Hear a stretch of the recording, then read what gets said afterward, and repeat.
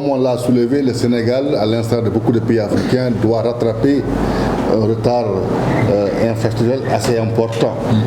Et nous savons tous qu'il n'y a aucune politique d'émergence qui est viable sans des infrastructures de base à tous les niveaux et dans tous les secteurs. C'est pour cela que dans le cadre du plan Sénégal émergent, que ce volet a été un volet prioritaire et un certain nombre de projets de composantes ont été validés, dont le bureau opérationnel assure le suivi. Nous avons réalisé d'importants progrès dans la matière, mais il reste aussi beaucoup de choses à faire pour assurer d'abord l'égalité territoriale en matière d'infrastructure, mais aussi pour développer de nouveaux infras qui pourront soutenir en fait les perspectives aussi bien pétrolières que gazières, mais aussi l'intégration africaine. Parce que le marché du Sénégal, c'est un marché de 16 millions d'habitants. Pour que l'économie sénégalaise soit une économie performante, il faut que nous puissions arriver rapidement à vendre, à commercer, à échanger avec la sous-région. C'est ce qui explique aujourd'hui les ponts comme les ponts de Rosso qui sont en cours, ce qui explique les ponts avec la Sénégambie, ce qui explique encore les autres routes, les trains que nous devons mettre en place pour rendre compétitive l'économie sénégalaise. Et comme vous le savez aussi, depuis le lancement des PSE, l'essentiel des infras de développement ont été supportés par les budgets nationaux. C'est l'État qui finance les autoroutes, c'est l'État qui finance la terre, c'est l'État qui finance les ponts. C'est un endettement important, c'est un coût important. Les budgets qu'on met dans ces infras peuvent être au détriment d'autres secteurs aussi qui sont prioritaires. Et aujourd'hui, dans les infras, on a un réel besoin de financement assez important. C'est tout le sens et toute la pertinence du sujet de ce forum.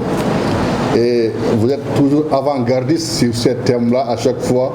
C'est ce qui explique que le président a toujours un plaisir à venir présider personnellement ces rencontres parce que vous soulevez des questions importantes, pertinentes et qui sont d'actualité.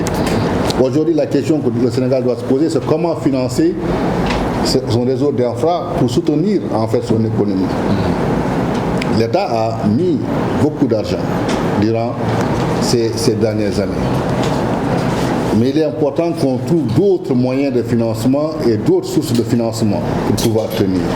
Et aujourd'hui, la finance islamique offre des opportunités pour aller plus vite dans le financement des infrastructures.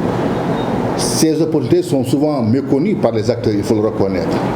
Et nous avons la chance aujourd'hui avec l'Institut pour la finance islamique, une expertise avérée qui doit pouvoir accompagner l'État du Sénégal à mobiliser ces financements-là au profit des infras au niveau du Sénégal.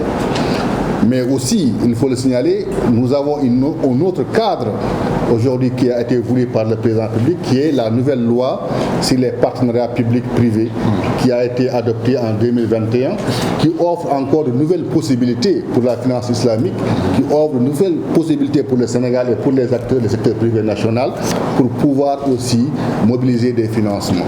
Donc ce que j'étais venu dire d'abord, c'est témoigner à ma modeste place de l'intérêt et de l'importance capitale que l'État du Sénégal accorde à ce forum.